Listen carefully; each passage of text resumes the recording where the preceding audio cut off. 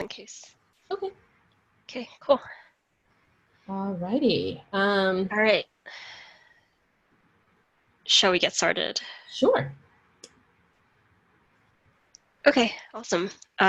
So thank you so much, Bethany, for agreeing to host this AMA and organizing the questions.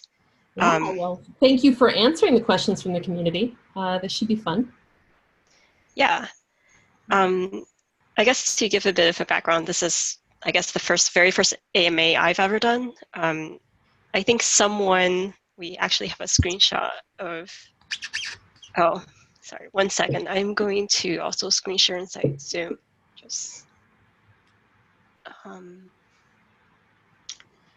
Yeah, so background is I asked a bunch of people on Slack about what questions they have about CodeBuddies as a project. And one of them asked, who started CodeBuddies? So I did in 2014. And yeah. Cool.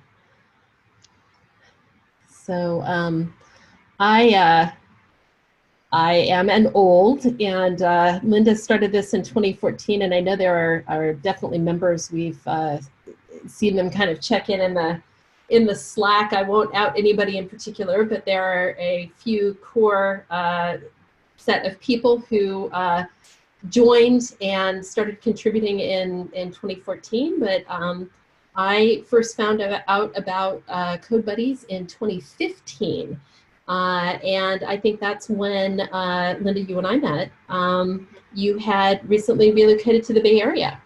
And we met at a Woman Who Code meetup in downtown Oakland. I remember very clearly because it was this teeny tiny startup that doesn't exist anymore called Clef. And what was very memorable about it was that it was in Clef's offices, which were tiny, but they were at the very top of this 12-story building in downtown Oakland. And they had floor-to-ceiling windows, which gave spectacular views of the city and the bay, but the windows opened, which was terrifying because they were basically 2 feet off the floor, so you could like literally completely fall out of this window 12 stories up. And the company actually recorded a video of all their engineers hanging out of one of those windows. Yeah, I remember they were all sitting by the window, and in the YouTube video you could see them releasing a drone. Yeah, they're like hanging with their feet over their edge. Yeah. Yeah. They used a drone, and they filmed themselves from the drone, and it was just ugh. But yeah, I think we were going around introducing like the projects we were working on and what we were learning and what we were interested in, and you brought up this website. I don't know if you still have a picture, but it was. Yeah, I'm trying to figure out if I have a picture as well. So right now I'm screen sharing a presentation I gave in 2017 to a local meetup. And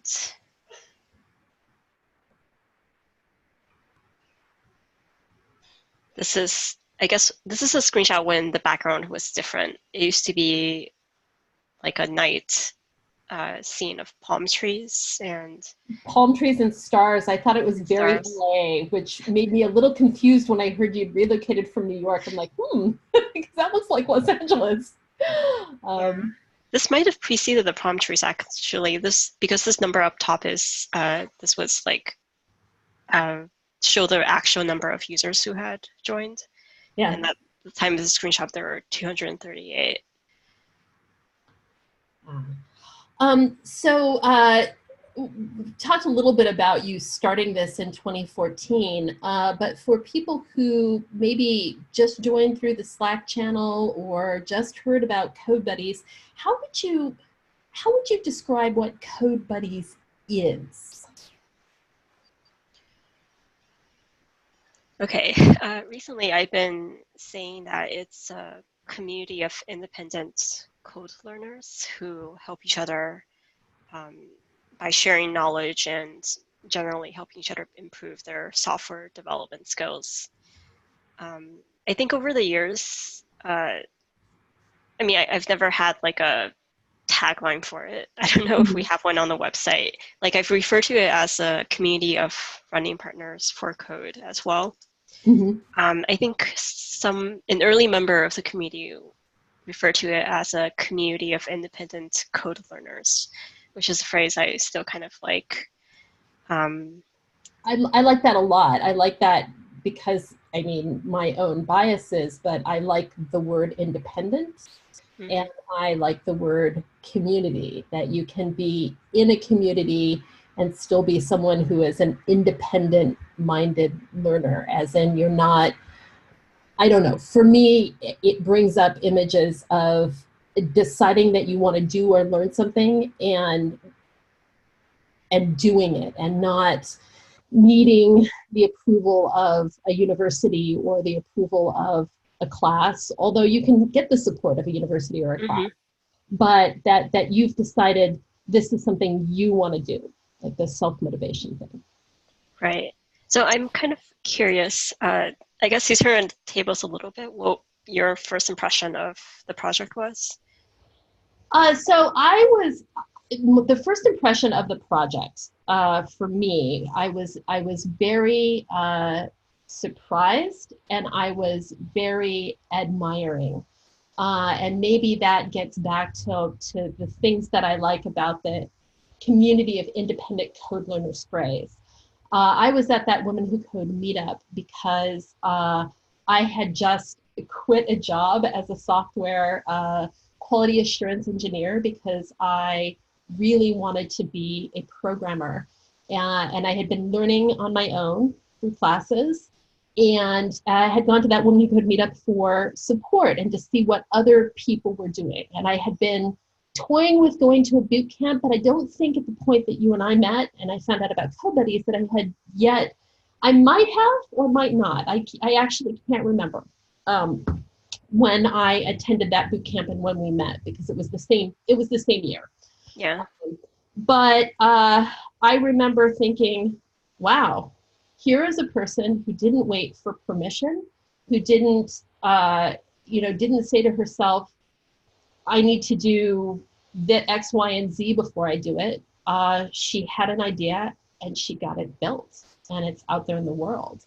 And so, despite the fact that, the first site was a very simple, straightforward list, right, of activities and schedules and stuff, I was very impressed that someone went and did that. And you didn't, at the time, I don't think, you didn't identify necessarily as a developer.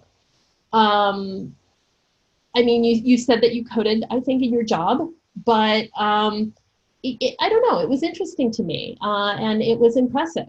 It felt like, oh, that's, then I could just decide to do this. You know what I mean? Like, people can just decide to do these things. I mean, I knew that because I'd worked in the industry, and yet it's really interesting when you go to do a thing.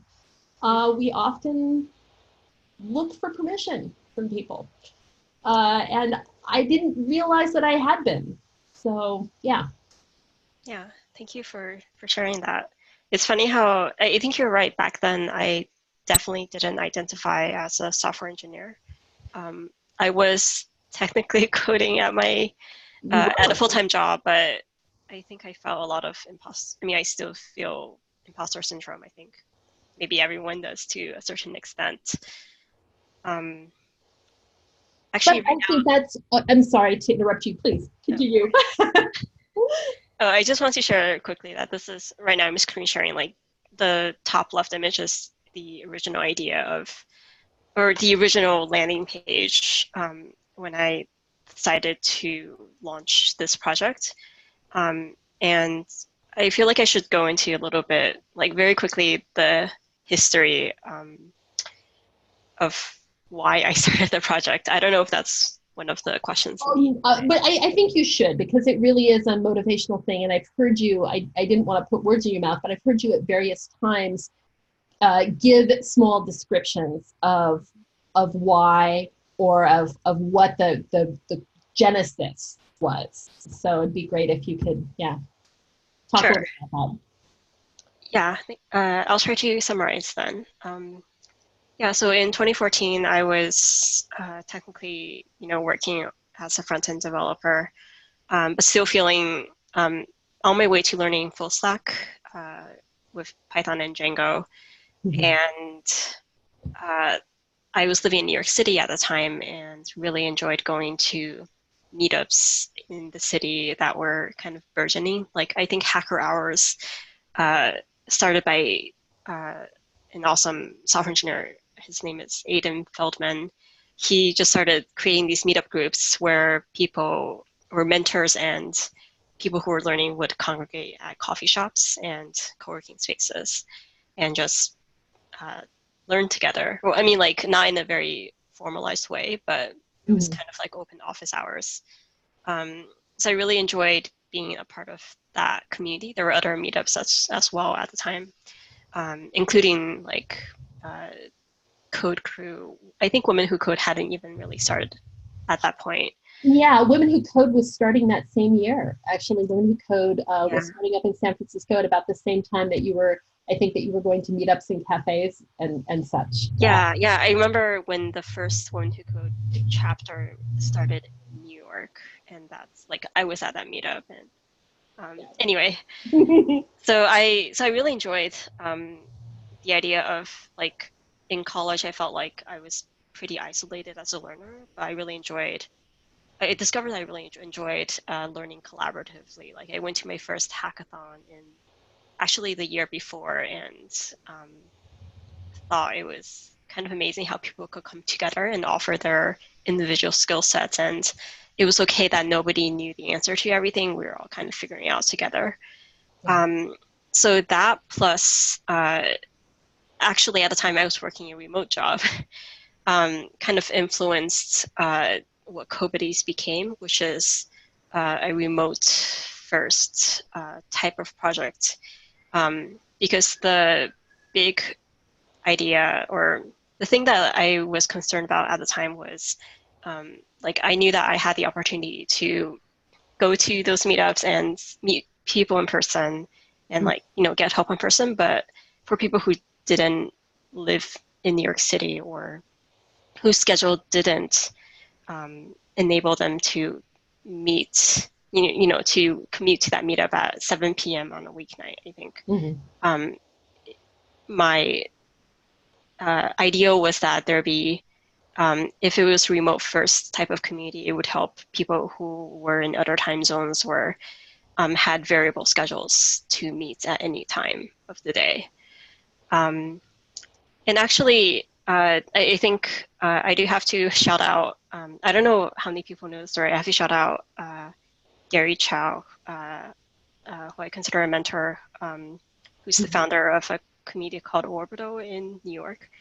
It's a kind of a community of, like, independent creatives who, he just had this random idea to launch a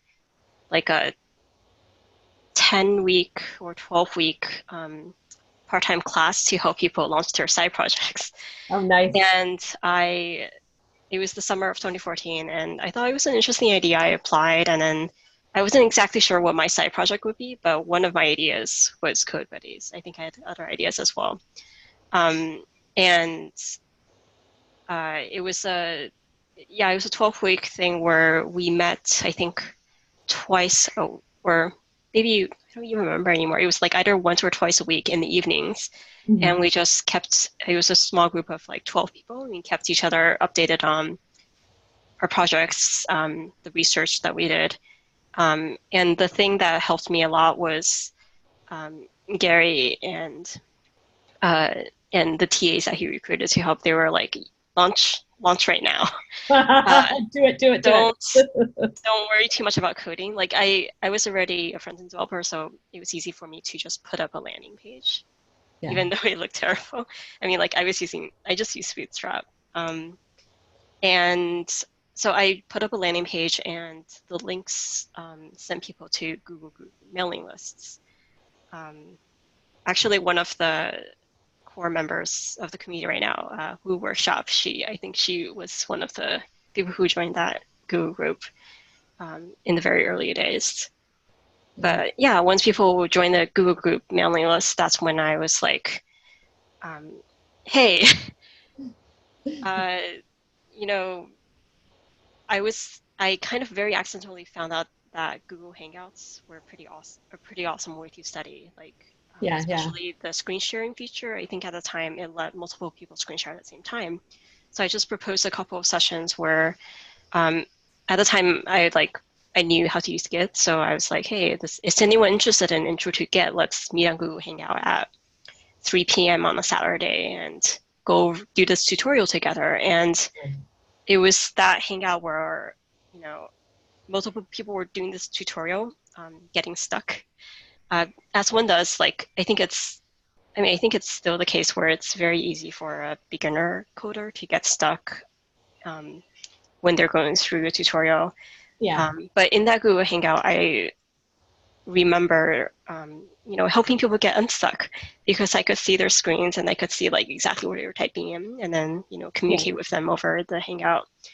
So that was kind of I think I might even have a screenshot here. Yeah, this is like, oh, I mean, one of the tenets of the class that we had to write a blog post a week. So that's why I do have a couple of blog posts from back then. Yes. That sounds like a really awesome course. It's amazing that he offered it for free and that he dedicated his time and TAs dedicated their time over, you said it was 12 weeks?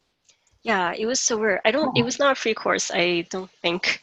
I mean, I think he offered scholarships definitely, and I Mhm. benefited from one of the scholarships. Um, but uh, he also had experience. I mean, I guess it's a continuation. He and a co-teacher taught something called 1K class at School of Visual Arts for quite a while. Mhm. Um, so their course it was taught at School of Visual Arts, and they challenged design grad students to launch a Kickstarter or do something that earned them $1,000 Oh, interesting.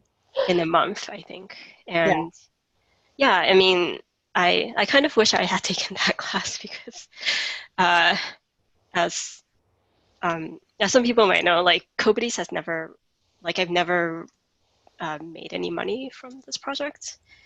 Um, Well, we and have a yeah. there is a question. I don't know if you want to address this, and I don't want to totally interrupt your stream of consciousness, but someone asked if there were plans to monetize CodeBuddies in the future, Mhm. or spin off a service that would be a paid service. So. Yeah. So um, my I guess my immediate answer is no.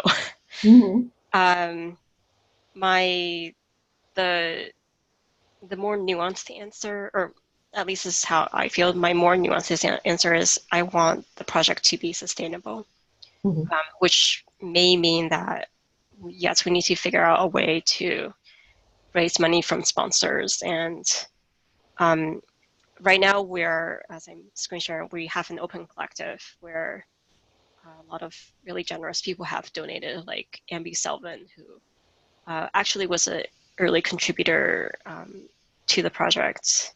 Mhm. Brendan, anonymous person who, okay, I guess they want to stay anonymous. Um, oh, and DigitalOcean.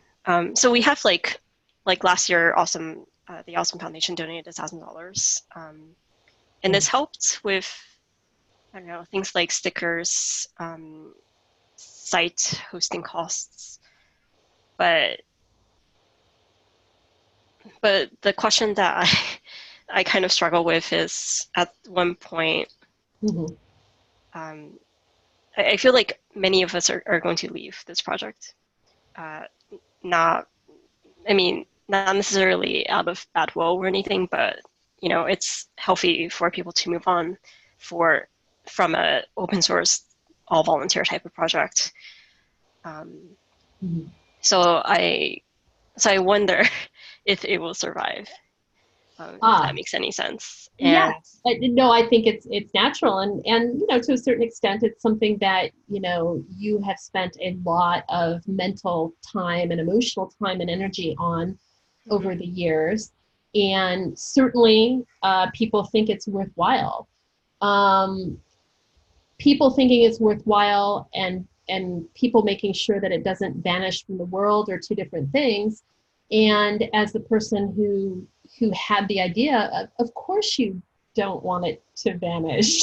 I mean, it's a good idea, right? It's a good thing, and so you want that thing to be able to stand on its own on the world, mhm. I think. Right. um, I do want to go back a little bit though. You said you did wish that you'd taken the class to make $1,000 because Mhm. you didn't get paid from CodeBuddies. Did you have a thought, or do you have a thought of wanting to do that, of wanting to launch your own business, your own company, where you earn money from an idea that you fully created and built, as Mhm. opposed to making the hopes and dreams of some other corporation come Mhm. true? Um, Yeah, yeah, that's a great question. So I think I'm actually of the philosophy that side income is good. mhm, Um, I, I mean, when I mentioned wanting to take that class, it was also kind of like I've had a personal struggle of asking for money, and especially asking for money from strangers, right? And mhm, not to mention asking for a raise. Um, I feel like, I mean, actually, on a personal level, I did launch a Kickstarter recently for. Um, I'm a musician as well, so I kickstarted a music album, mhm. which is like entirely separate from CodeBuddies. But I feel like I'm slowly, as a person, learning to uh, bridge that gap of being too afraid to ask for money for my Uh-huh. work, even though it is still a struggle when I've recently had people reach out to me, asking me to record music, and they're asking me what I should be charging, and what they like what I am charging for my music, Yeah. and I still I have to respond to them. Um, but yeah, I think there's for I guess for anyone who is curious about, or who is also I don't know, feeling the same struggle, there's communities out there like indie hackers, um, who I think they have meetups as well, where they come together and talk about starting businesses and starting up at least side projects, or side projects that make money. Yeah. Which I think is a good thing overall. There's another YouTuber I like. His name is Tech Lead, the Tech Lead. He has a kind of a quirky sense of humor, but he's posted a lot of videos about how he's made side income, um, outside of his full-time job as a software engineer. Mhm. And I think it's involved uh, posting, video clips of and photography onto those websites that license video clips and photography, making his own apps, etc. Yeah, sorry. So I guess the summary of that is, I think I agree with people who are, I mean, I support people who are in that movement. Uh, Um, and I think that's an excellent thing. I was thinking, as I was listening to your reply, I too have a very tough time asking for money for skills, for whatever skills that I have. And I think we're taught a lot of times to learn skills or to conform to something that will get us a job where we work for someone.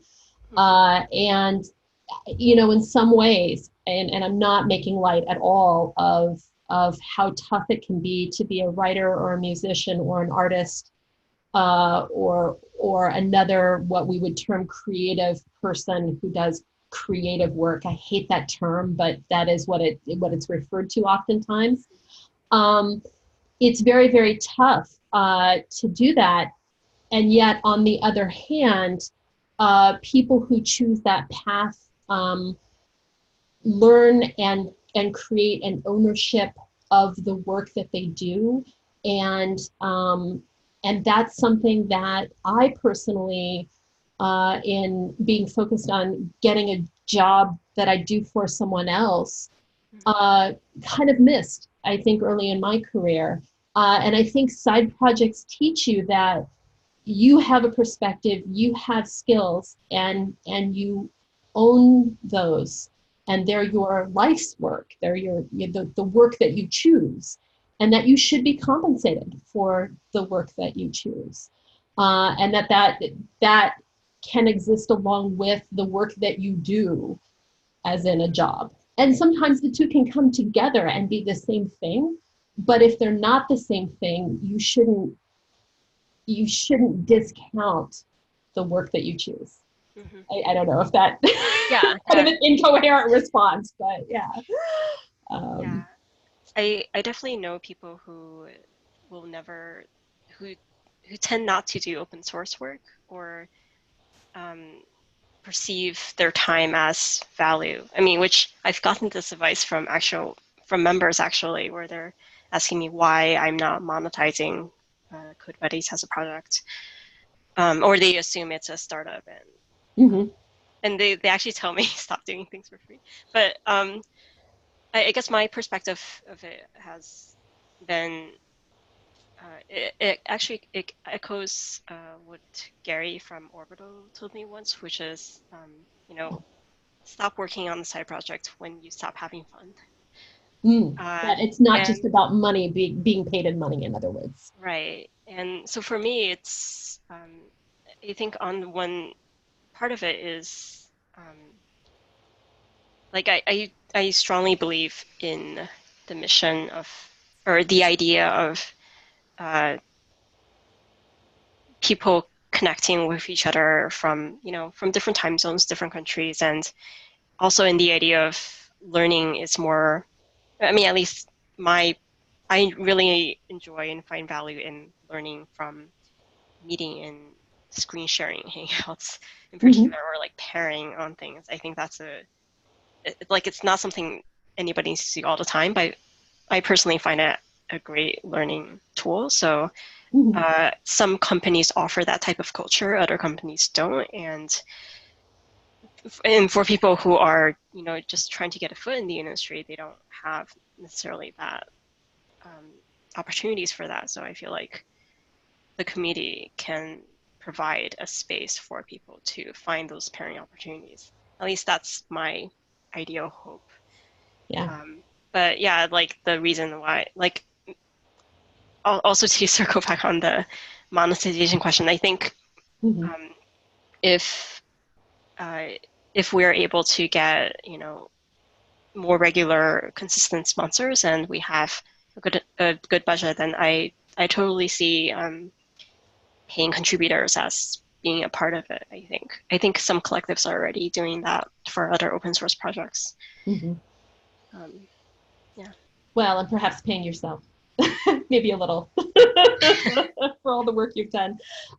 So just to kind of put a little closure on the how, starting of CodeBuddies and stuff. So there was this initial idea, and there was this this course that you did, and then you pressed the launch button, and you started to get members. So that's a bit of how it grew from a full, from an idea to the first application. But when we look at it today, there's a core group of engineers. There is this whole website, and then there's also a Slack community. Can you talk a little bit about maybe some of the stages it went through? So I know that in New York, you had this for about a year, and then you relocated to the West Coast. And at some point, this community grew very, very fast. We're pretty big now, so. Oh, we are? Well, well. I mean, you started out with Yeah, what, 100 people, yeah, and we're bigger than that now. yeah. I guess that's true. Um, yeah, it's funny, like when I relocated to the West Coast, I was so glad that this project was not a New York City meetup. Uh, because it did mean that, I could take it, like the community was anywhere. Um, yeah, so I I don't know, it's hard for me to, I think, describe what happened because I mean I still don't entirely have like I never had marketing goals or Uh-huh. uh, which I probably should have. I know people who are smarter than me about side projects have they have these marketing funnel goals Mhm. and they look at conversion rates pretty seriously. Um, I guess one thing that probably helped with at least with contributor onboarding is that I personally did like I ate my own dog food. I scheduled hangouts on the website and scheduled them about scheduled them and the topic was walking through the code base for the Mhm. website itself. And I think that kind of almost hand holding. I mean, I think that really helped in terms of getting some core contributors onto the project. Yeah. Uh, But there was a point at which you went with, I think it was the Meteor platform, and there were at least two engineers who did along with you, did a serious amount of work. When did that happen? Did they approach you? Did you approach them? Did this happen spontaneously from having code meetups? Um, because that to me is really interesting. Like, you have an idea for an open source project and it's out there and people start using it, but then how do you get more people? Like, how do you go from a single person shop to a team? Um, yeah, I actually don't know. Oh, okay, so I guess that answers the I did not reach out to people. okay. I did, yeah, I don't think I've ever really reached out to people individually.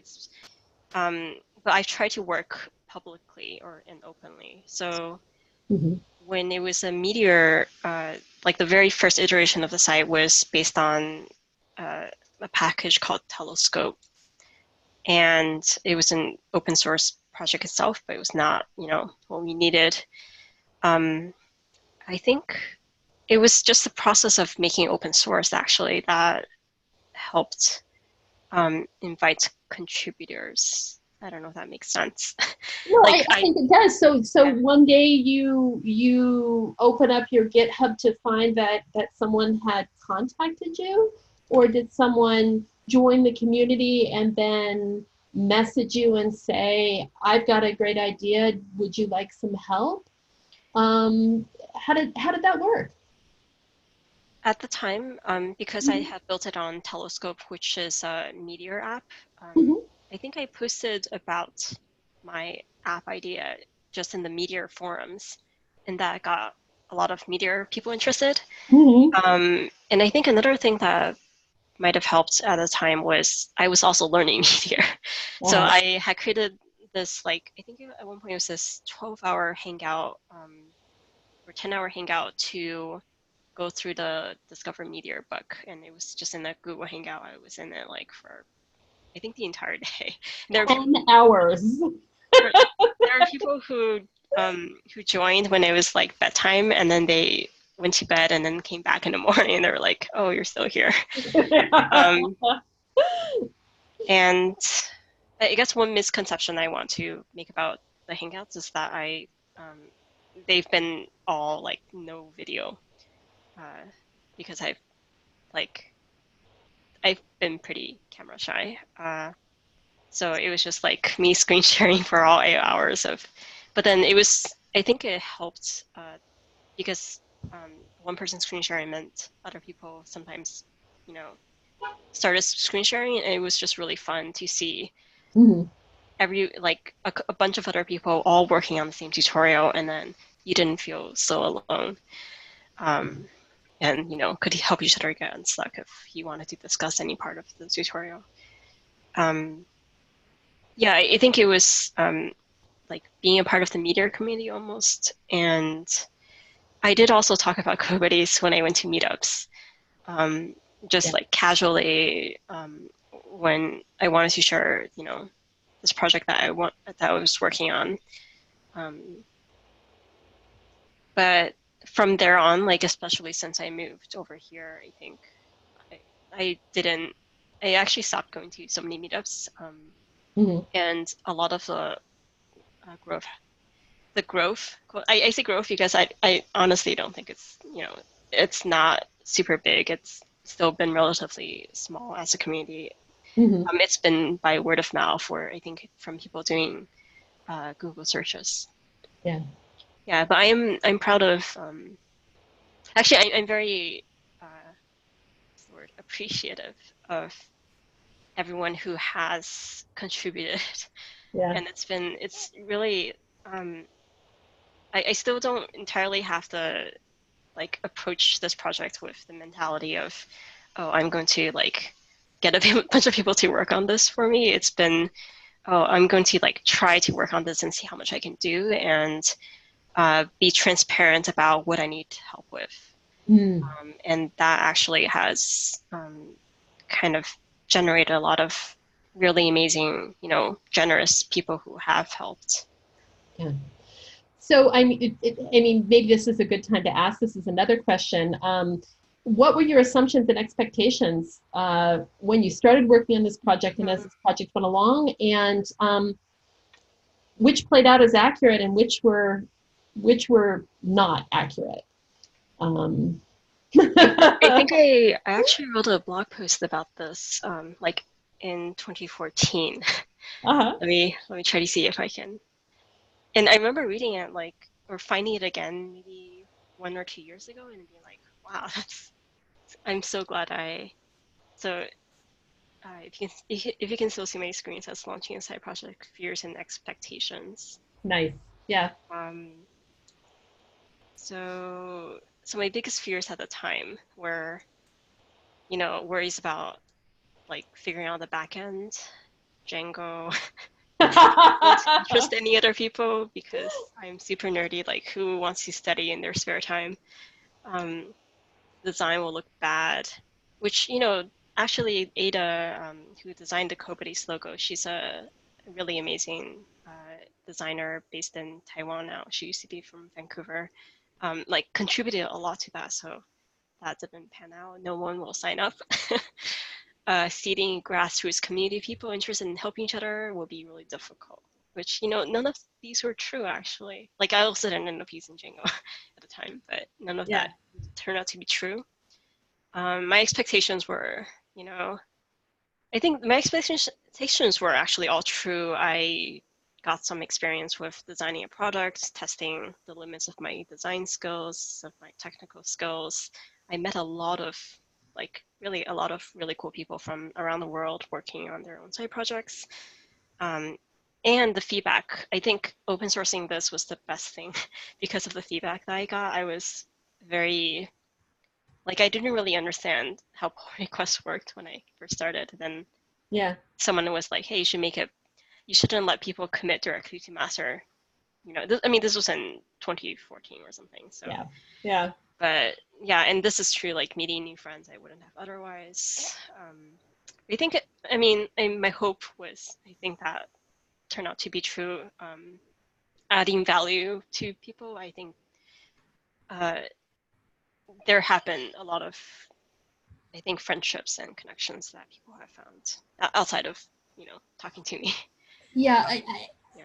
I hope this doesn't come off to the audience or to you as the wrong way, but I think what's lovely about this set of expectations that you wrote out is that they're realizable, and I don't mean that to say set your expectations low, people. I mean that to say that you, I think, really centered in on what you wanted out of this. And I think sometimes people get distracted with their projects for a whole host of reasons.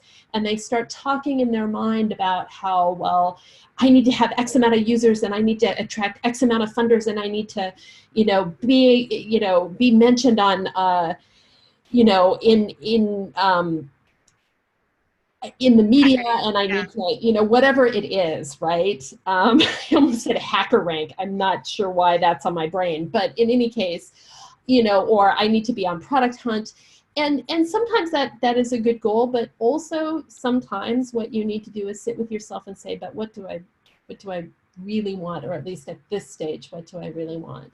And so it's nice that you did that, because as it turns out, you got what you wanted. Which is very interesting, right? Yeah, I'm noticing these and none of them mention numbers at all, like 100 users. So. And do you think if you had set those, would that have led to a different mindset about the project? Would that have led to a different feeling about it?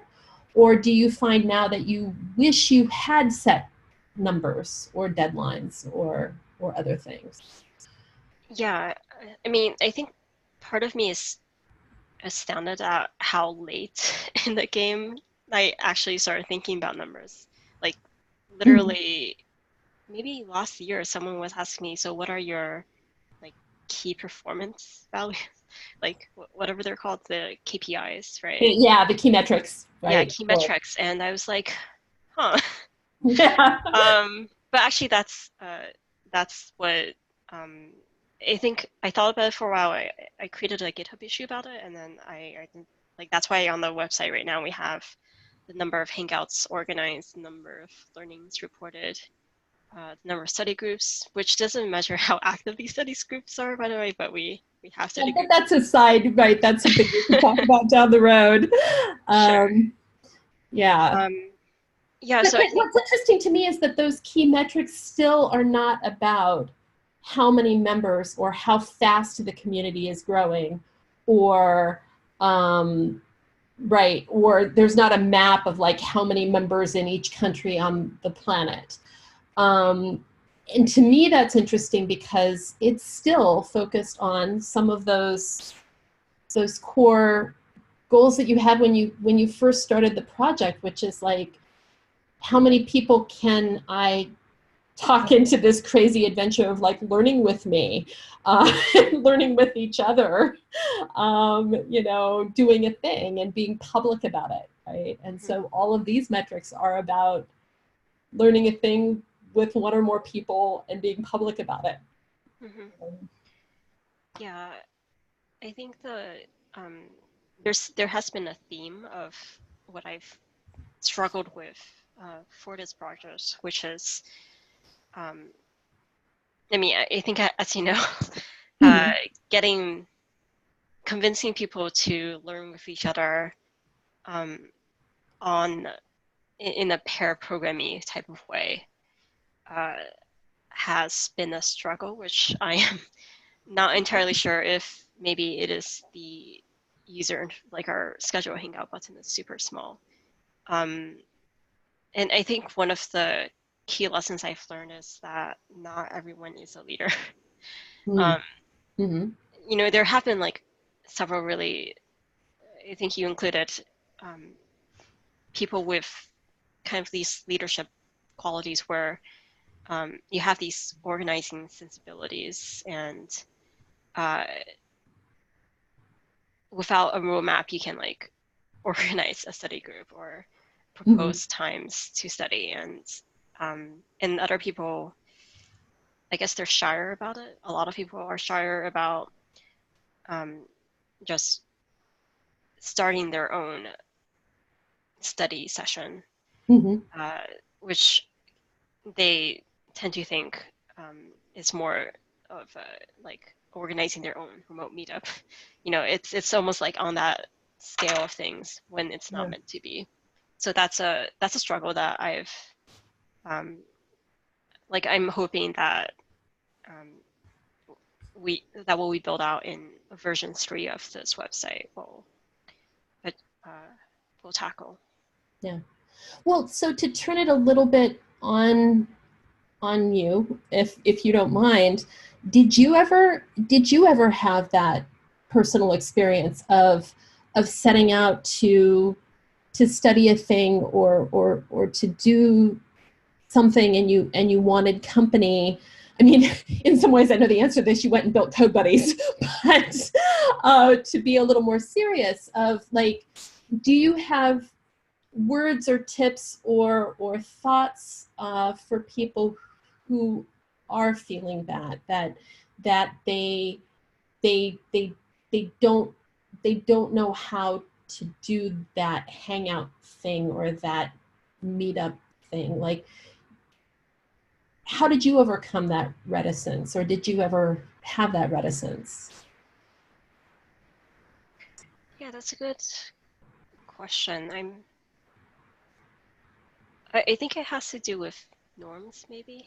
Mm-hmm. Like at a meetup, I mean, depending on the meetup, but I don't know if it was ever, you know, accepted for someone to just join one and be like, hey, does anyone want to study X thing with me or work on this project with me? Uh-huh.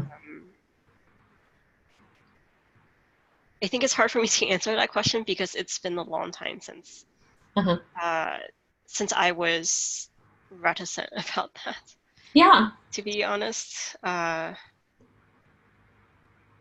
I mean, I think the main thing was that the early meetups I actually joined, people were super friendly about things like that. So they came up to you and they asked you.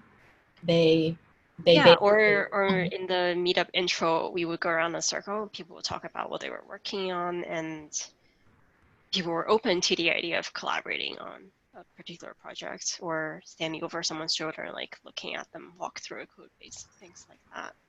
Interesting.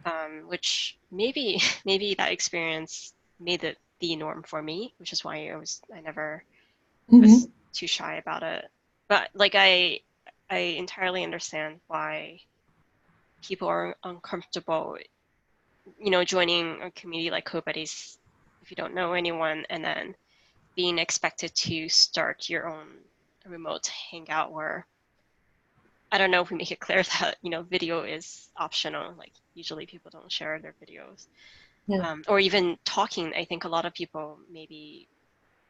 Actually, I had this. I definitely struggled with the sound of my voice, which I am slowly improving on, I think.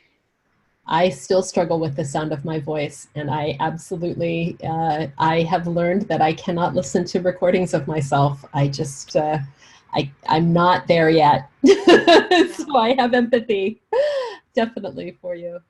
And I find it very ironic because I, like you, although I am not someone who would launch my own album on Kickstarter, but I am a musician. And I do other things besides coding in my life, believe it or not. But you would think performance would be something that if I was able to perform, and I am, that I'd also be able to listen to myself speak. But those two things are not the same thing. I can play flute in front of somebody, but I can't talk in front of people. So it is an interesting thing. Yeah, there's a really good book I read recently called Quiet. It's by Susan Cain about I mean, this is kind of a side note, but it's about introverts and extroverts, and it gives a case for introverts, I think. Yep. And allowing people to be quiet. So I have a feeling we're going to go long because we've already been doing this for 50 minutes. So I apologize in advance to community members who maybe haven't gotten their questions answered, and we may want to do a round 2, or we may want to go a little long. So we did talk about some assumptions and about which were accurate and which weren't, and it looks like you were pretty good. You were pretty clear with yourself, and you were pretty good about that. So here's two that are a little tougher. Mm-hmm. So you said, you know, that if it is no longer that you got the advice that if it becomes not fun, that you should stop. So have there been moments where you felt like walking away from this? Yes. And what were those like? And what was like to work through maybe one of those? Because clearly you haven't walked. You're still here with us. Yay! Yeah. Yeah, there have definitely been. I mean, I think the moments I've mostly been thinking of are kind of. So one thing I really didn't account for when I started the project was the community management side of it, Mm-hmm. which actually I think you might have been like for a long time I didn't even think of it as a community. I was just thinking of it as an open source project, you know, this Slack group where people can ask questions about programming and where I have a bunch of friends. And then when it started growing a bit larger, that's when community issues came in, and they are emotionally draining. But I think I have learned a lot from Mm-hmm. that. Um, like I'm pretty sure I'm not the only person who's been a contributor. Well, I mean, I'm the creator, but you know, who've contributed heavily to it and thought about walking away. Mm-hmm. Um, So, yeah. so to separate it a little, so you talk about community issues, and we don't have to go down that rabbit hole, but that being emotionally draining. But alongside that community issue, and at first there wasn't a Slack group. Well, there was, by the time though that I met you in 2015, there was a Slack group. So I think there was a Slack group fairly quickly, although there was also a Facebook group, and I think still is. Yeah. So there were various pieces where people were meeting and talking, but not necessarily scheduling a hangout to do so, but doing so through messages to one another. But then there was also, is also, this open source code project. I mean, the whole thing is it's kind of interesting. The whole thing is an open source project. And you've been very open about rules of the community and management and so forth, but there's the coding part of the project as well. And that has some considerable overhead, both like in organizing and finding a place to host and fixing bugs and reviewing pull requests and all of those sorts of stuff too. Yeah, so I don't know where I'm quite where I was headed with that. Yeah. But you know, so you said that there's been some community emotional stuff that has made you think about not wanting to deal quite so much. Has there been stuff on the coding side that has also made you feel that way? Actually, I think there's been less on the coding side and more the the the things that have you know made me think about walking away are the well, I'm trying to think of specific examples and also trying not to think of them, I think, Yeah, because no. it's been a while. Well, I But mean, you could also generalize, right? You don't right. have to think of like the specific people and place. Hmm. But Yeah. I mean, in general, well, I want to say that Mhm. each time I've thought about, I mean, I have, by the way, I have also taken breaks with this project. I don't know, I think people have noticed, or I don't know if people have noticed, but when I come back, it's mostly because someone asked for my help. Someone has asked me, hey, can you review this pull request that I worked on over the weekend? Mhm. Like, nobody asked me to work on the pull request, but like a helpful person decided to pick up an issue or decided to like someone reorganized the GitHub labels on the repo to make them friendlier. Mhm. So things like that, where someone asks me, hey, like tells me, hey, this thing on the site isn't working, can we fix this bug? Like, Mhm. and I think, or it could be a community issue. I think when people ask me for help, that's always been the thing that's pulled me back into the project. Mhm. So it's the people that are pulling you back, uh, Right. but sometimes it's the shenanigans people get up to that make you kind of need to take a break as well. Yeah, it's I maybe have the unfortunate thing of where I really like people. Uh, Uh, like I also like to see the good side of people usually. I was going to interrupt you there, and I'm glad you said it first. But you strike me. You're a lot of the things, at least from our personal experience and the experience that I have with CodeBuddies, and some of what you may be referring to or may not be for the community issues. You always want to believe that people are going to be at their best. I think you strike me as someone, especially when it comes to CodeBuddies, but in general, that you believe that people are always going to put their best selves forward. You believe in the best in people, and I think that's a really awesome quality. Um, Thank you. it's Yeah. certainly a better way to walk through life than believing the worst, right? And in general, like the majority of the time, that works great, right? You expect and you believe that people are going to be at their best. And so you get it from them. And sometimes you don't. And the times that you don't, it sucks. Right? I guess I would say um it, it's not necessarily I expect people to always be at their best, but I tend to give people the benefit. Like I tend to empathize with people a lot.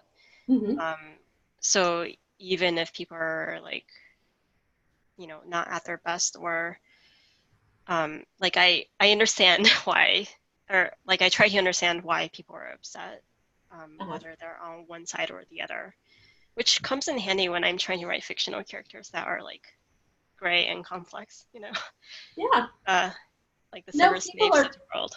But yeah. um, Go but ahead. yeah, I guess maybe that personal quality it's helped with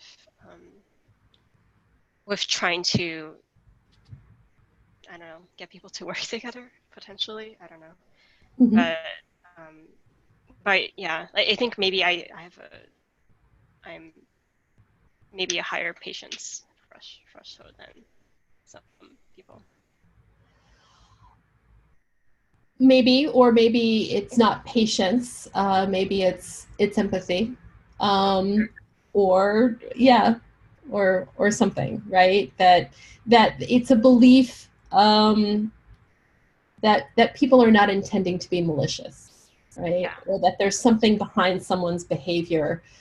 There's an explanation, and that if you get at the explanation, um, that helps you deal with the outcome, right? Yeah, thank you. That actually summarizes it pretty well. Um, so we don't have to delve My into personal the psychology. no, no, no, no. I think we've done plenty of that. It's on display in CodeBuddies. No, I'm just kidding. No, I just we don't have to delve into negative community issues, but it does feel like that sometimes what makes you walk away is also the same thing that makes you stay, which is this entanglement, right? With these messy people here in this community who want your help and need your help and want each other's help and need each other's help. Hmm. And sometimes it can be too much, and sometimes it's exactly what you want to be doing, Hmm. right? So that leads into another tough one, which is so looking back over kind of the whole arc of that, what do you think on this project has been your biggest failure? If you want to classify it as a failure, and I don't know that you necessarily do want to class it as a No, failure, I'm but so ready to talk about failures. you're so ready to Uh, talk about failing, huh? yeah, I mean, I think okay. I don't really have an outline for this, so I am Oh no, I thinking. don't apologize. Just put it out there. Yeah, I guess the one of the things that came to mind was because this has been a side project and is still a side project. I feel like there are things that it could have, been more successful at doing its accomplishing its intended goals if I wasn't working on it on the side. And I think that's just something that um, it's just the case that we have to deal with. Um,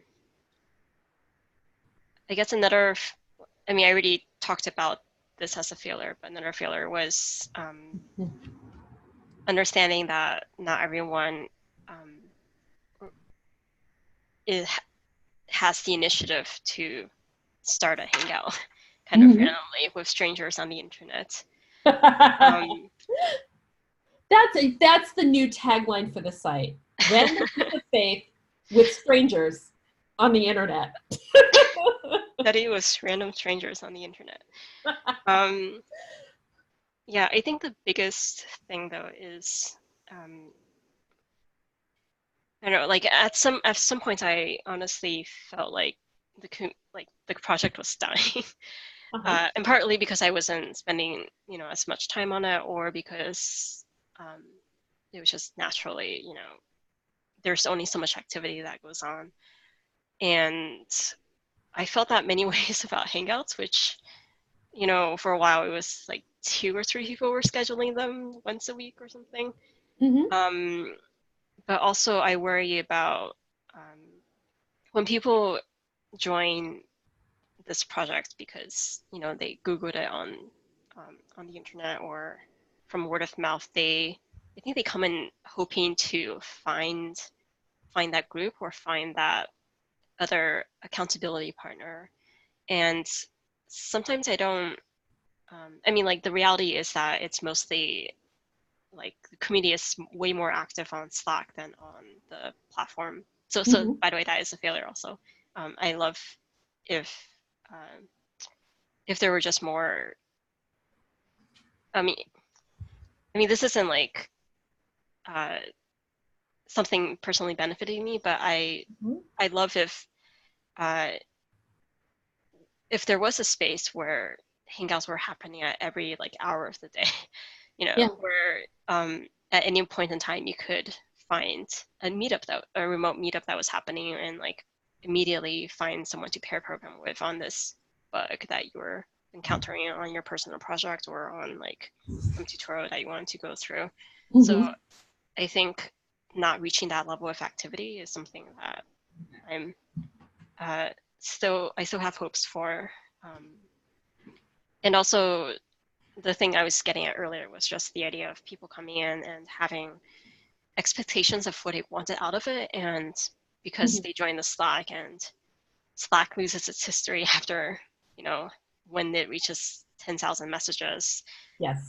I don't know if people are actually finding what they're looking for in DMs or in because I know people. There have been a lot of really amazing introductions posted in the introduce yourself channel, like Mhm. for the longest time, and I don't know if people are finding other people. I think they are. I think a lot of it is invisible, but I can't tell for sure. And I think that's something that we are at a disadvantage with because we are on Slack and not Yeah. entirely on the platform.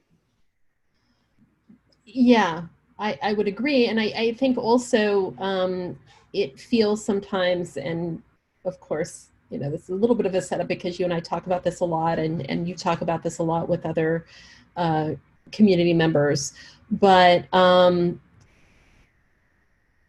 it feels as though Slack is sucking off some of the energy that would go into having those spontaneous hangouts. right? That people can manage to do one or the other, but not necessarily both, because both is too much, or they don't know about it, or they don't know what the rules are. And so it's tough, right? And so people find their comfortable space, which may or may not be an occasional check-in on the Slack channel, or a private discussion group on the Slack channel, or it may be regular Hangouts for a while, or it may be simply joining Hangouts that have been scheduled, and that's what you do if there are Hangouts to join. So yeah.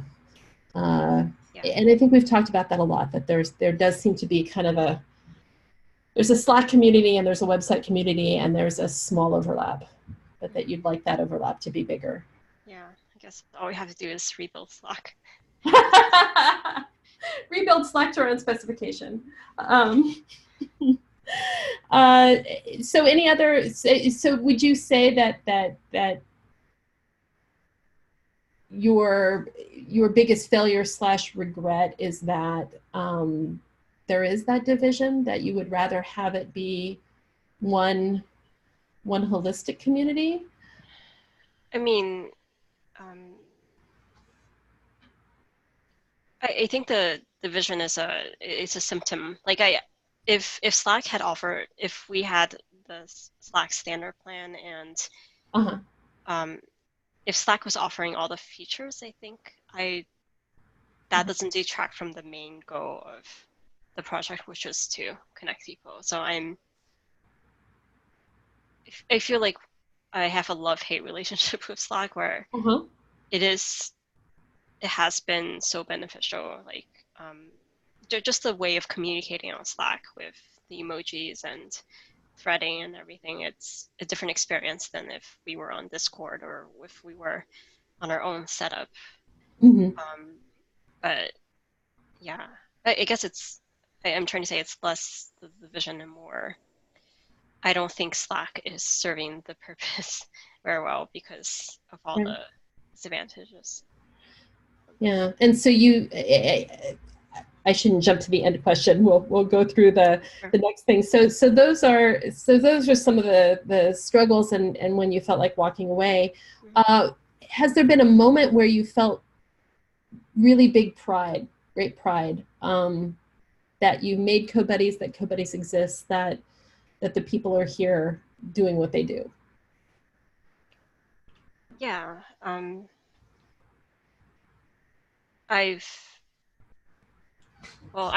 proud every time someone actually uses the website, and because I know that they're potentially connecting with someone else and learning with each other. I'm also very, I don't know if pride is the right word, but I may have mentioned this before. I'm like very appreciative and kind of blown away whenever someone actually contributes either to the code base or volunteers in any capacity. And I think there have been times when I've seen people post on Slack about jobs that they've gotten, or they post a message about how welcoming they found CodeBuddies, and post thank yous to members in the community who helped them with their programming question or helped them solve something that they didn't. It's the type of help that they weren't able to get on Stack Overflow or in other communities, and I think that's I think that says something about the people that have been attracted to CodeBuddies. Like, I think overall, some very generous people. Yeah, I have to say, in my encounters in the community, it feels really good when you have this moment where you've been helping someone, or you've been interacting with someone, or you watch somebody else interact with someone, and that moment happens where someone was new to coding or to the subject, and they were apprehensive or confused or just on one side of the wall. I'll say that maybe it's a really bad metaphor, but they're on one side of the wall. And then there's this moment where they're helped to the point where they can see over it and they get over it, the wall. And that feels really good. It feels really good when you see someone's language change because they've been given permission to ask their question and to get help for it. And that they trust that they are going to get help for it. Not to put too much of a philosophical point on it. But yeah, that is different from what I'd say is the Stack Overflow vibe, which is, help me with this thing, fix it now. Sort of thing. Although it's some of the feeling of, if you read some of the threaded discussions underneath the answer to a question on Stack Overflow, sometimes you get at the same thing that I think happens a lot in CodeBuddies, where people are like talking about the nuance of it, or talking about questions related to the topic or something. So yeah. Yeah. So quick. I guess I want to do a quick mention that last year I decided to make some YouTube videos of interviews, and so there are like I talked to Olivia, who she joined CodeBuddies when she was starting to when she was learning to code, and I remember she mentioned that she found people in the Ruby channel extremely helpful. And I also recorded some code walkthrough sessions with Connie or some contributors, Connie and Goro, and they both talked about how even actually contributing helped them with some of their personal goals, which I was a little bit surprised to hear, but I was happy that even contributing helps them.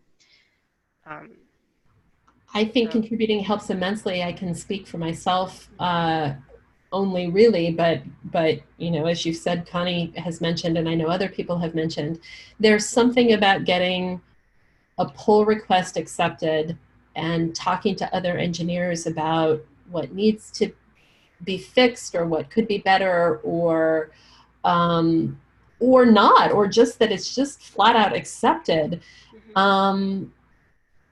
There's something really important about that.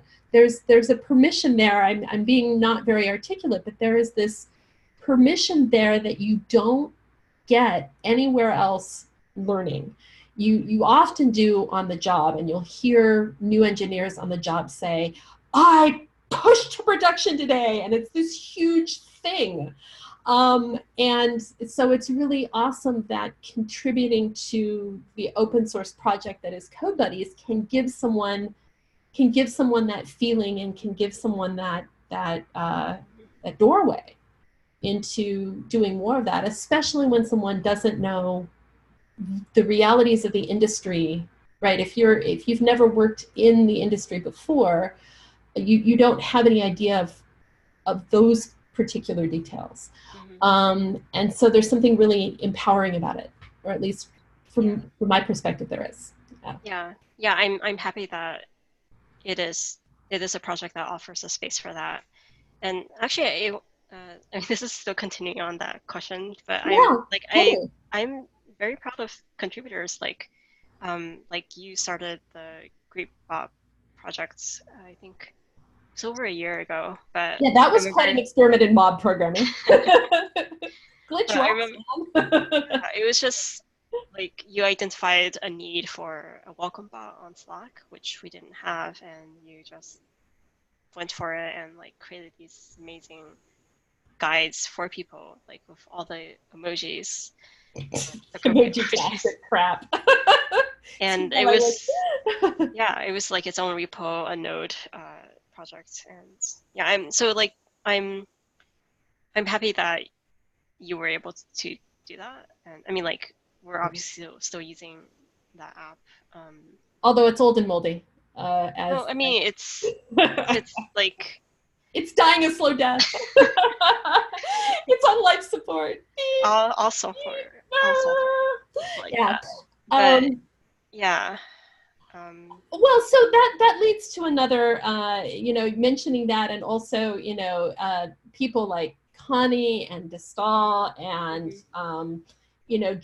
just jumping in there and adding like whole new features to the website, right?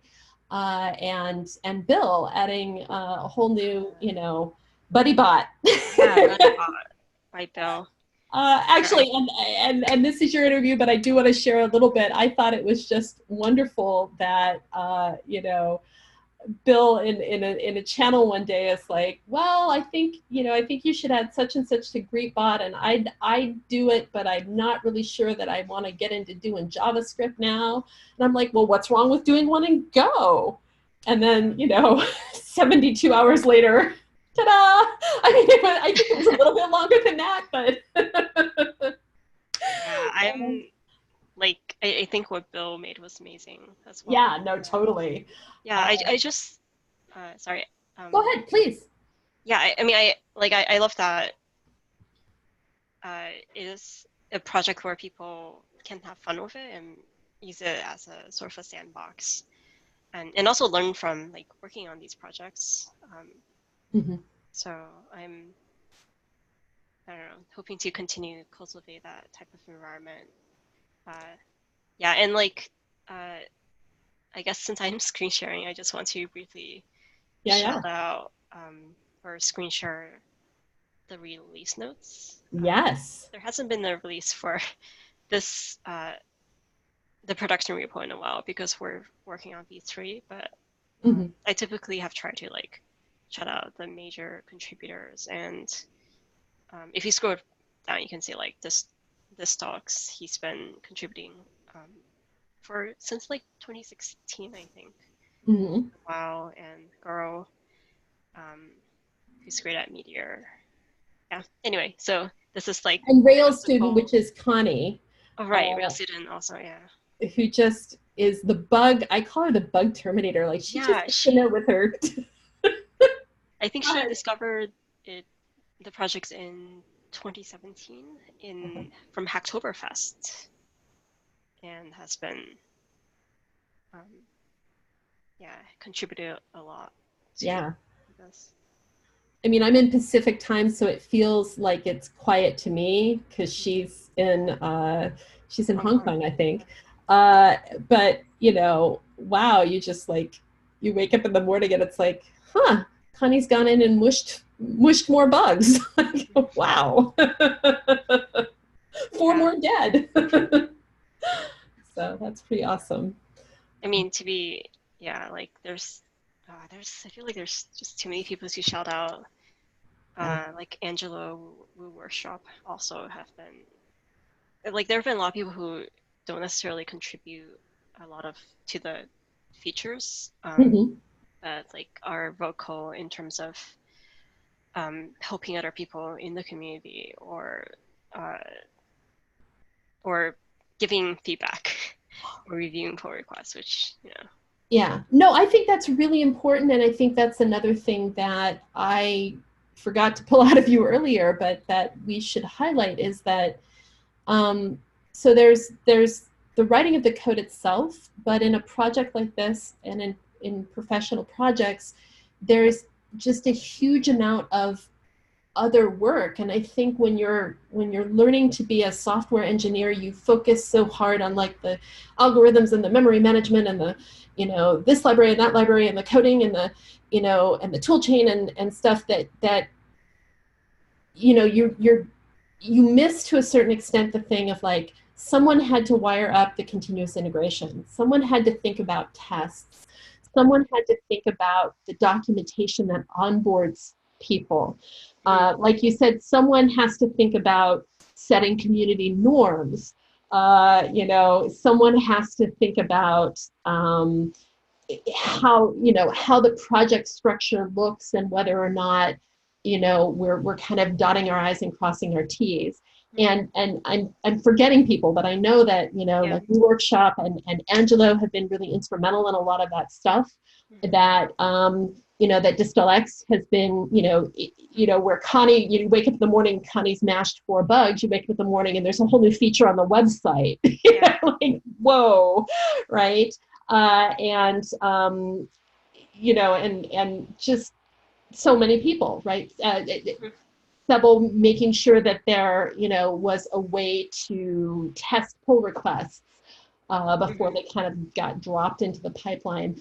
And I'm leaving people out, and I shouldn't be leaving people out. But, No, it's, yeah. you know, Right. Ada and doing her designs, you know, and which, by the way, she also, you know, did designs for another open source learn to Oh code yeah, project. Odin That was, project, right? yeah, that was really amazing. And you know, and the people who do the admin work in the Slack channel, and help people every day. Yeah. Uh, yeah, there's a ton of people, but it's Okay. also, Shout out. Yeah. go ahead. I'm No, sorry. go ahead. I know it's just really, it's really interesting because when you start to dig underneath the surface, you can say, well, maybe there are 7 core code contributors, but then you expand it out and you say, but yeah, but then there's like 15 more people who helped with project management and thought through what the deployment process looked like, and you know, made sure there were tests, and you know, made sure the design held together, and looked at the language on the website and talked about what colors should be chosen, and it's all of that you know, that goes into making the thing. Yeah. Which kind of circles back to a question that I skipped at the beginning, which is CodeBuddies just for people who write code? No. I mean, that's a little bit leading, Thank you right? for But answering that question. Yeah. Um, yeah, I think it has been wonderful to see people, not just the consistent contributors, but people who've made one-off contributions. Like, um, there's a member, Omar Osansevere, who I actually watched him, like, he joined CodeBuddies when he was interning. mm-hmm. And I think in the middle of like just starting college or something, and then now he's a software engineer at Google. Yeah. But he contributed this, this PowerPoint, and uh, that was his uh, like his major contribution. I mean, I'm just saying it was really amazing, but it was like there have been people who've kind of walked by and added something of value, which Mm-hmm. in which I've learned from, and I think I like I personally really appreciate having had that experience, just from pretty cool people around the world.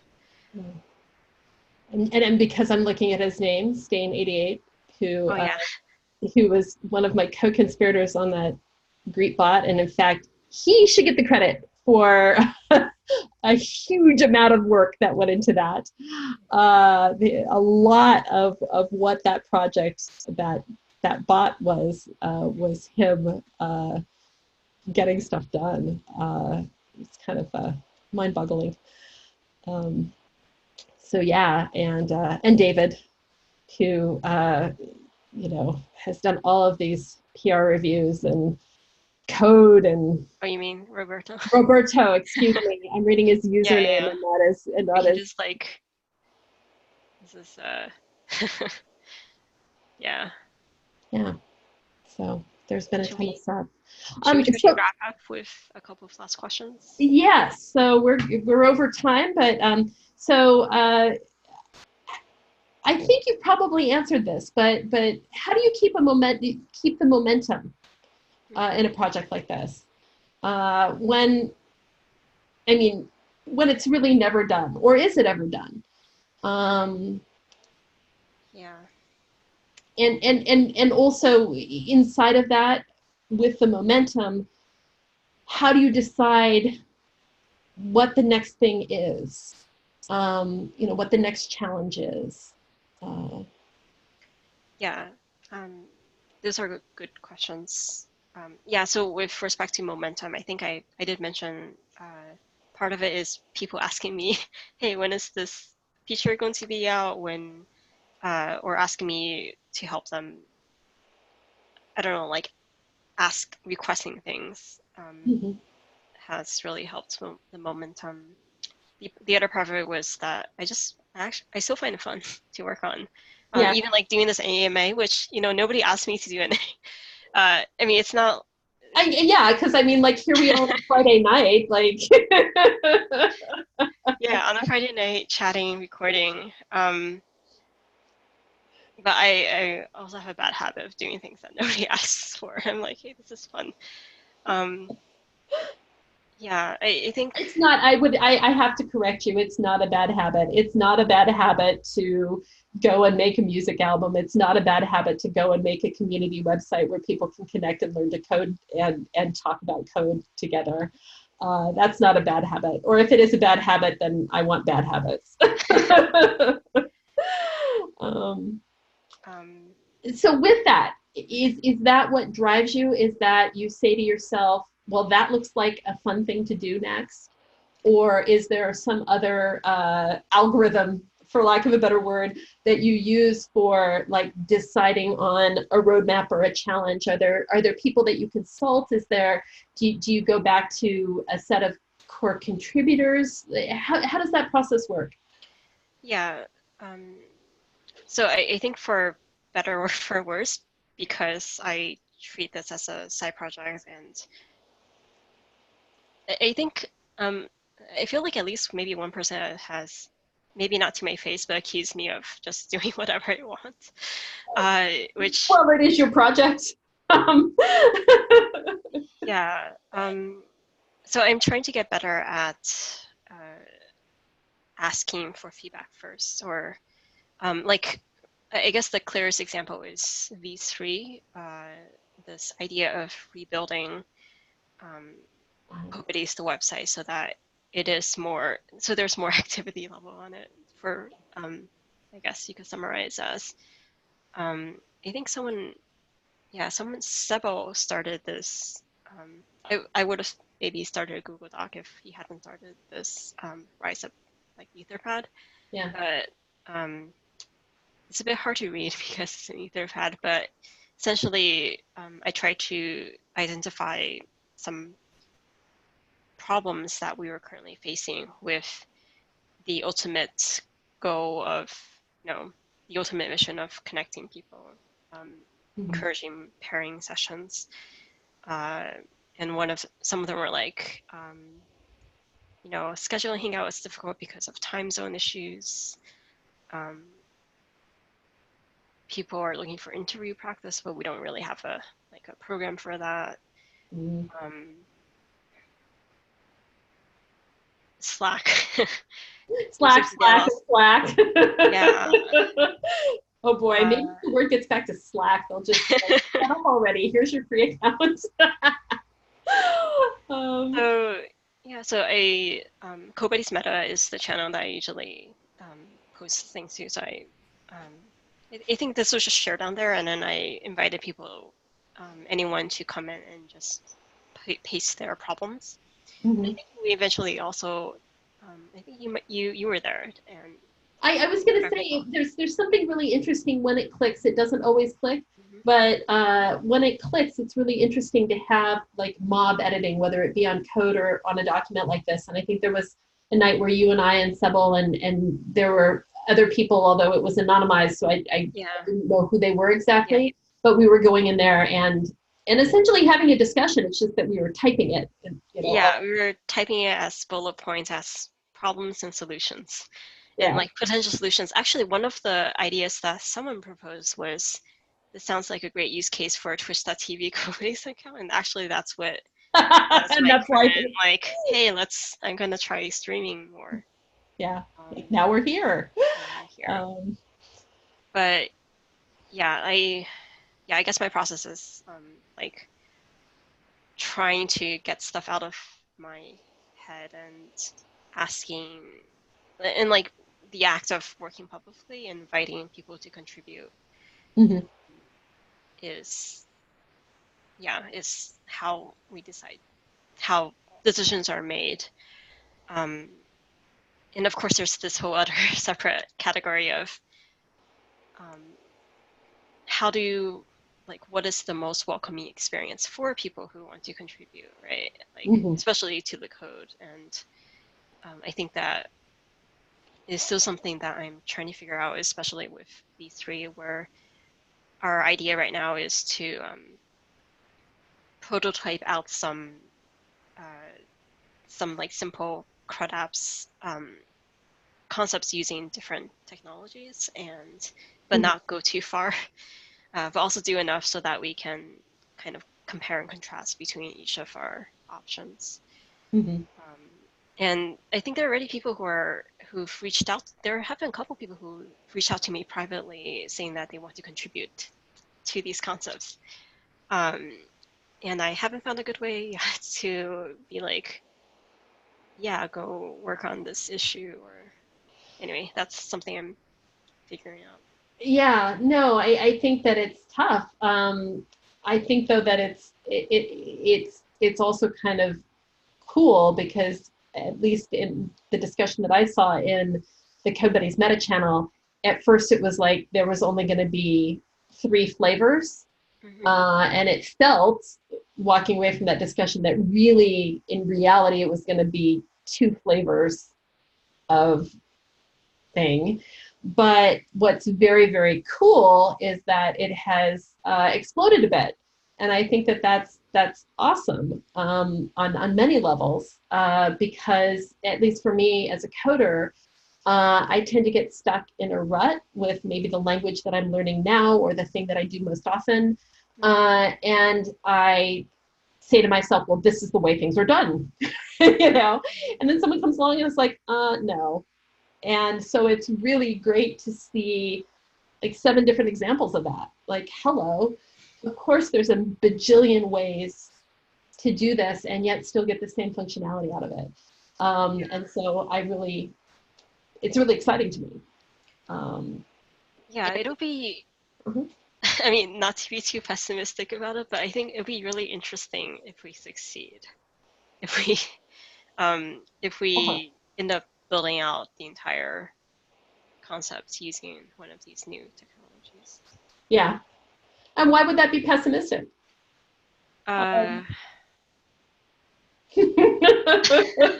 It's that motivation thing again, huh? It seems daunting to do it all over again.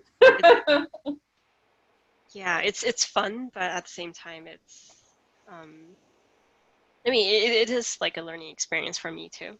I haven't like necessarily built something out full concept. Like I've worked on Django before, but I haven't built it from scratch. So, yeah. So is this kind of like sometimes I have this thing. So I'm looking at this repo, and personally, you and I did some pairing, and we'll probably do some pairing again on the Django concept because both of us come from Django backgrounds. But I look at this, and there's kind of a little bit of a pain for me, right? Because I have yet to train myself not to sleep or eat. You know, and we all have lives, and you know. Et cetera, et cetera. I have to earn money, blah, blah, blah. But it's like, oh, yeah, I've heard serverless is cool. Oh, I wonder if I could contribute to that. Or, oh, you know, I know some Go. I mean, I'm a hazard, but maybe those guys would want some help. You know what I mean? Like, except it's like, no, I can barely even do the Django concept one. Of course, I can't work on all of these. And it's painful. I don't know if you have that same experience or not. Yeah, I think that's the I don't know. I wonder if like setting a timeline for anyway, this is maybe getting into the weeds, but that's the kind of the worries I have about finishing. Oh, is that there's going to be a lot of talk, but in the end, the website's not going to get done because people will just have so much fun with the concepts that they won't that we won't come back together. It's a valid argument, and that leads into the very final question, which, of course, or actually the final kind of set of questions, which of course we're over time, but I think we maybe want to talk a little bit about. So these are questions around what the project needs, and that could be any and all the needs, and I don't know, these are all looking towards the future. So what does the project need? And if you could talk to a global audience of seasoned professionals in the technology industry, what would you ask of them? Like, would you ask them for help with some of the needs, or you know, what that would look like? And then maybe a little bit, I mean, maybe we just do those two. You know, like, what do you think the project needs, and what would you ask that like global cadre of seasoned professionals about? Mm-hmm. The project needs, I think the project probably needs focus time. That's the main thing. But whose focus time? I mean, all projects need focus time. All individuals need focus time. But I mean, does it? Yeah, I guess I was thinking of my focus time. Like, I don't work on CodeBuddies every day. Like I mean, I feel like I have friends on the Slack, so I like check in occasionally and kind of put emojis in the underneath the appropriate messages to support like whatever projects or messages I need to support. But I feel like I am acting as sort of the project manager or the engineering manager, and that does mean that I need to take initiative in announcing like times that I'll be working on this. I need to reach out to the folks working on the other prototypes, see how it's going if people are stuck. So it's like work that engineering managers might do. And I'm not doing that every day. Yeah. So in terms of what the project needs, I guess besides focus time, like people who, like I don't think you can ever get enough people who are interested in contributing. It's more of a how do we best organize people in a way so that they aren't stepping on each other's toes. And maybe the answer to that is partly like project management of issues so that the issues are clear for every. I mean, this is sort of me just spitballing right now, like having an organized way of approaching how to finish the concepts for each of those repos. I've been doing a lot of process for goal setting, maybe, or go ahead. Sorry. oh yeah, like goal setting. Like I've personally also been. I think there was one really awesome moment maybe 2 years ago where a bunch of people together came together and wrote the release notes when I was like out of town, and yeah, I feel like I've been writing lots of release notes. It's also on my plate to send out the newsletter, which I do a terrible job of. But we have like a tiny letter, which some people have said that it's they really appreciate the newsletter when we've been consistent about sending them out.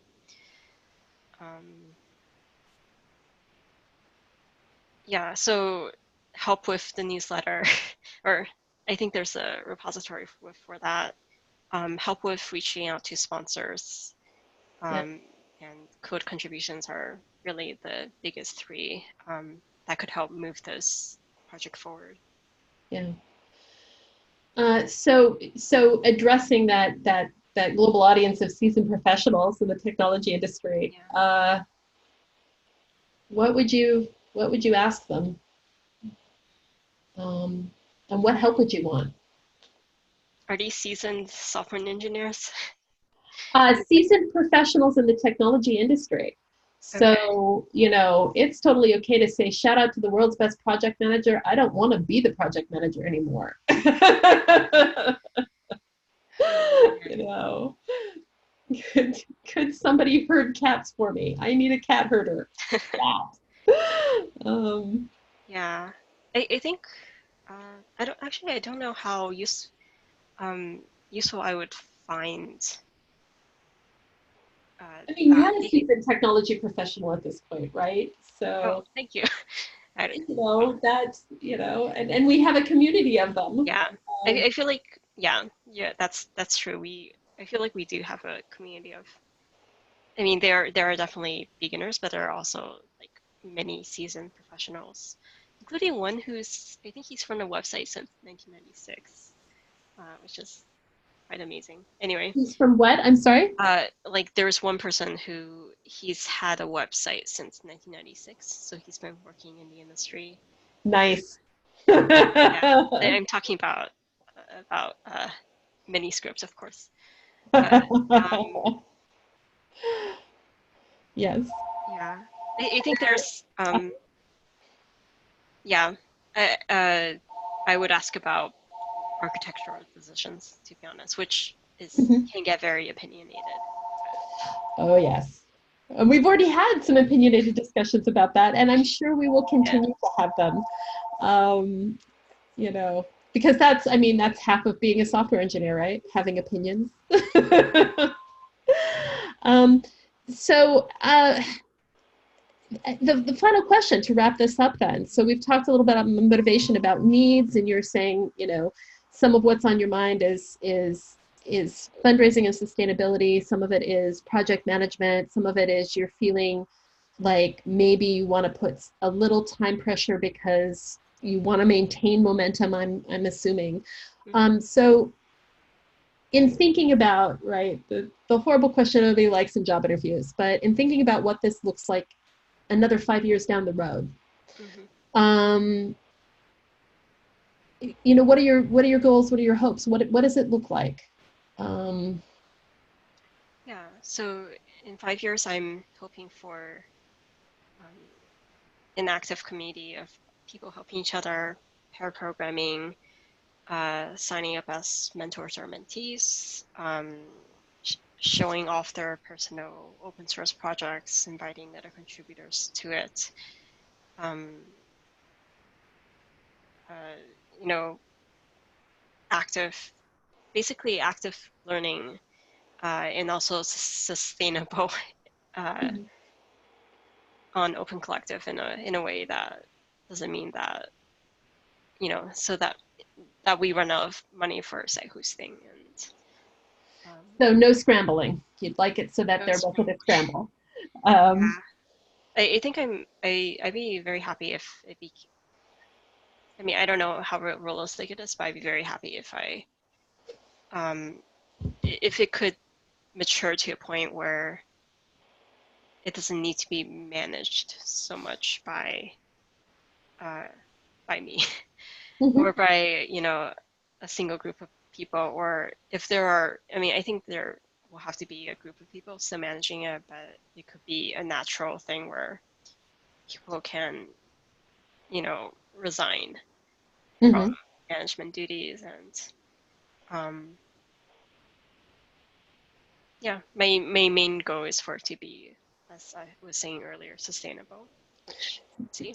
Yeah. And are there any particular features that you're thinking about, that you're excited about, that are personally like motivating you? I mean, I know we've talked about V3 rewrite, but we've also in various times and places talked about certain things that you've gotten very animated about, very excited about potentially doing. And I don't know if you want to talk a little bit about that or Yeah, if, yeah.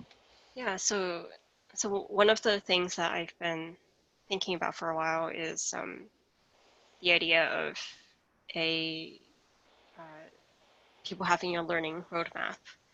So Mhm. oftentimes new people join the community and they're like, so what are the best Python resources for a beginner? Or um, and I mean, Right. Or I want to this be a web dev, right? Yeah. yeah, I mean, this is not like a original idea by any means, but Mhm. um, I think we've both, not even us, like I think a couple of us have all been kind of individually thinking about the idea of um, being able to submit resources, track those resources, put them into a learning roadmap, check off resources that you've personally found helpful, write reviews for those resources, join impromptu hangouts or study groups on those resources, and annotate them in such a way that you kind of have a clear idea of resources that you've learned on your journey to mastering X programming language or X or Y framework. And yes, I think there are resources sites out there, but there aren't any necessarily focused on the community aspect of gathering around a resource or discussion threads on the resource. So I think. Well, and also, the measurement thing, it's interesting because you're right that in a lot of ways, none of these ideas are new. Pairing up with somebody to study a thing, or having a conversation about a thing, or rating resources around a thing, or answering questions. But it seems like also those ideas are spread across a large swath of websites. At least maybe it's me, but I feel like I go here for one thing and there for another thing, and maybe there's resource rating, but maybe I check 15 rating sites, and it's kind of like this whole thing. And the thought of kind of bringing that together in one place is a nice idea. It's interesting. Because I know there's FocusMate, which is a whole site where you're paired up with random strangers on the internet who are not even doing the same thing you're doing, but because you promised to show up at the same time, it motivates you. I'd like to think CodeBuddies is a little better at focusing on coding and coding related and technology related, as opposed to just random things. Yeah, that's interesting. So resources and easier hangouts and what else? I'm kind of curious. Did what I say about the 5 years plan resonate with you at all, or are there other things that you were thinking of as well besides? Well, I think.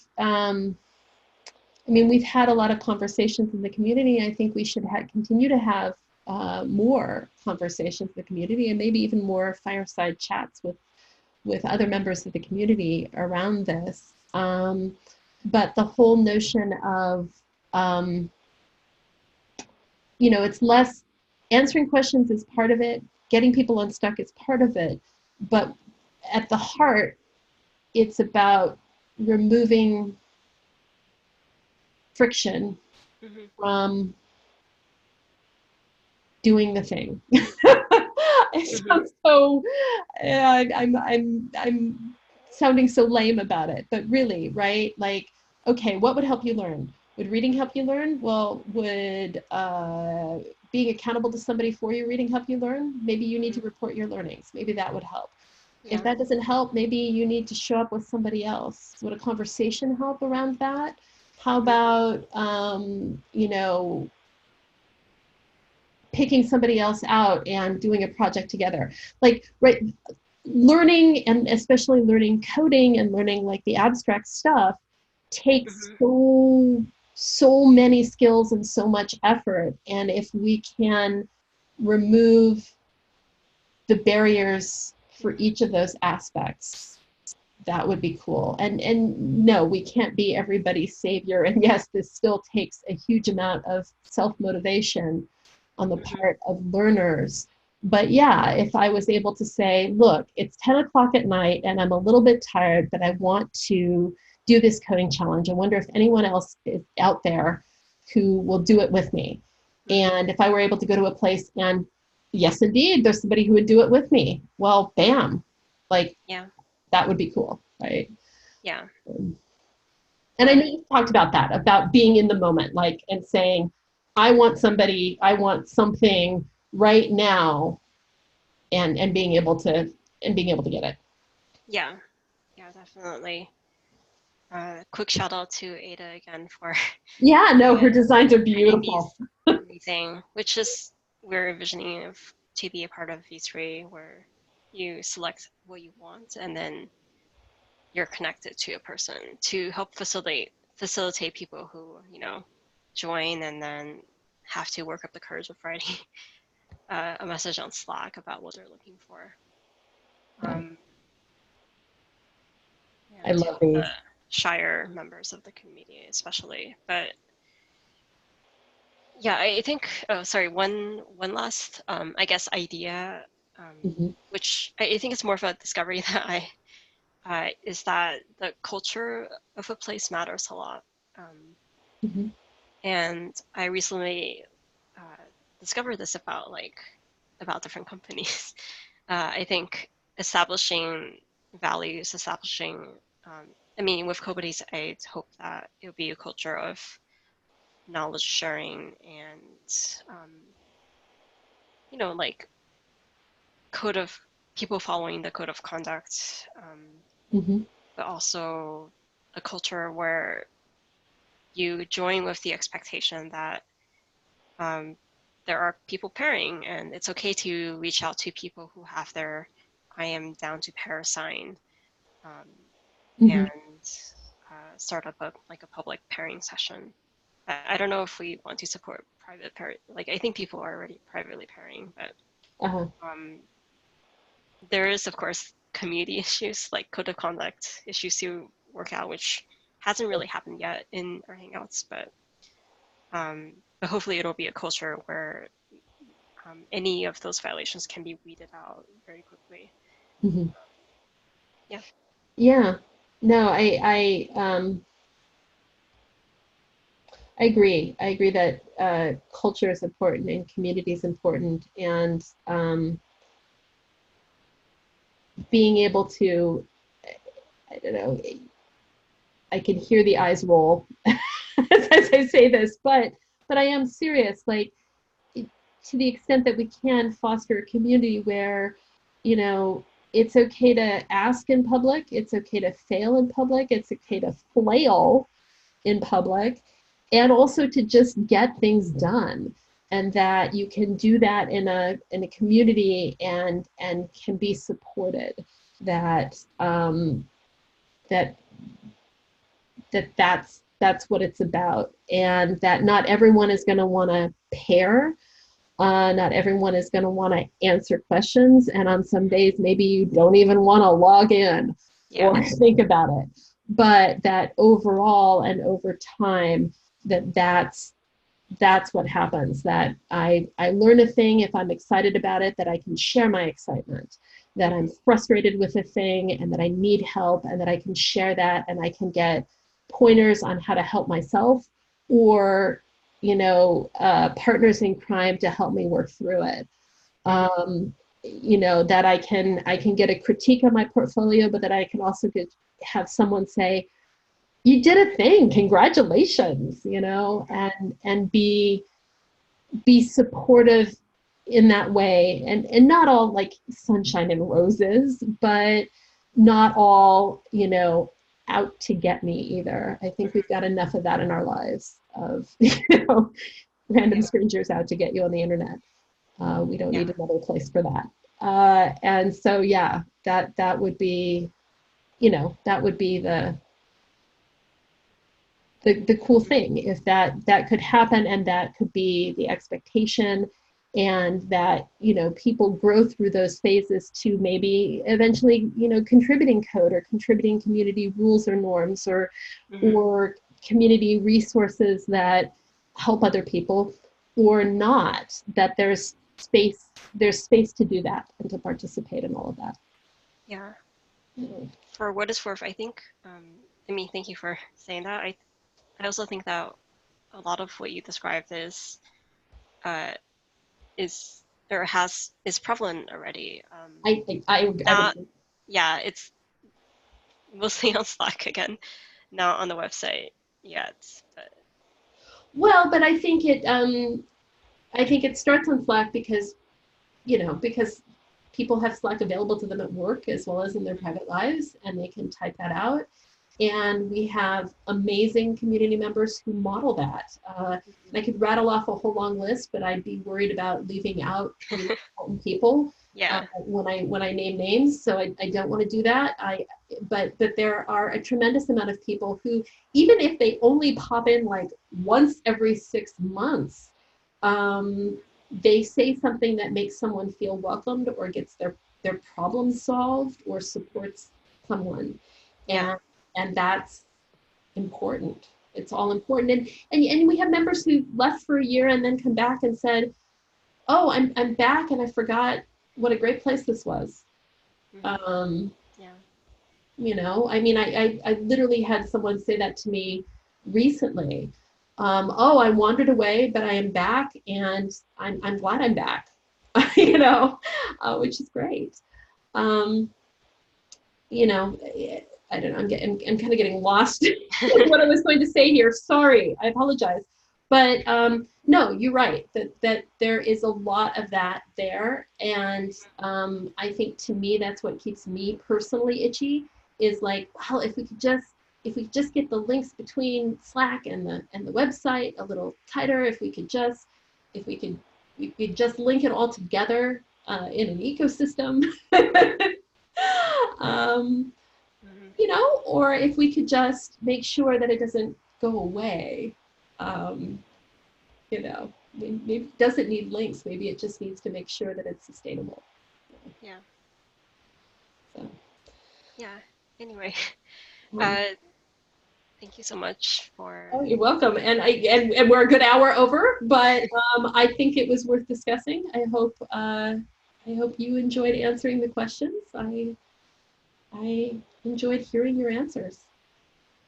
Yeah, I enjoyed hearing your thoughts also. I think it would have been a lot more boring if I was just answering the questions and asking myself those questions.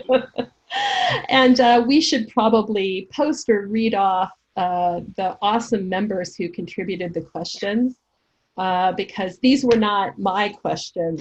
These were questions from people putting stuff in CodeBuddies meta and other people who've asked questions. Yeah. So a big shout out to Bill, who asked a lot of, actually, yeah, I think most of the questions were from Bill. And then Bill asked really good questions. Yeah, Bill asked really good questions. Yeah. Chris Peore asked about the video. Yeah, this is being recorded and for profit. And Radhika asked about my favorite snack-based person. Oh, yes. So I think you need to end with hers. Who is your favorite snack-based person? Yeah. Okay, I feel like I'm being put on the spot, so you anyway don't have an answer for.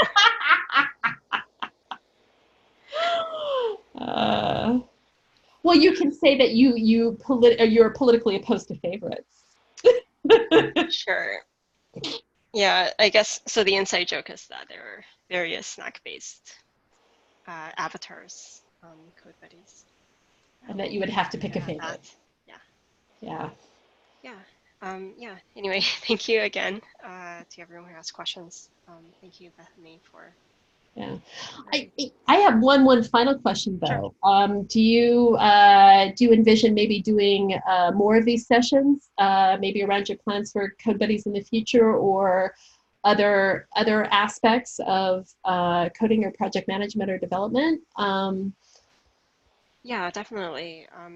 I'd love to invite more people to talk about like whether personal projects they're working on, or I don't know, anything that anyone might want to talk about, including you.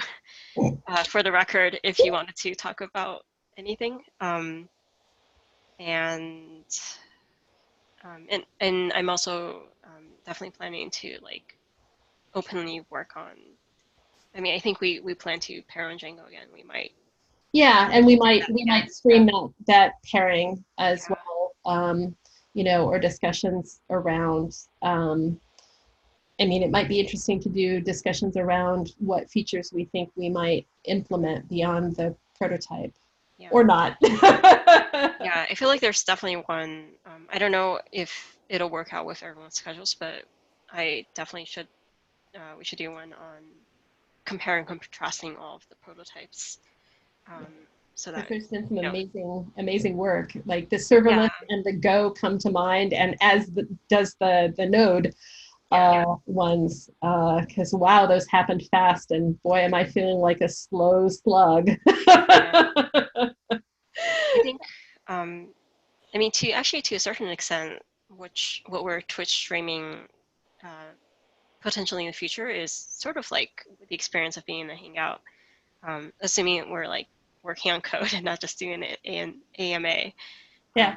So I think um, I'm excited about that. People who couldn't make, the Hangout being able to watch the stream. And also you were there.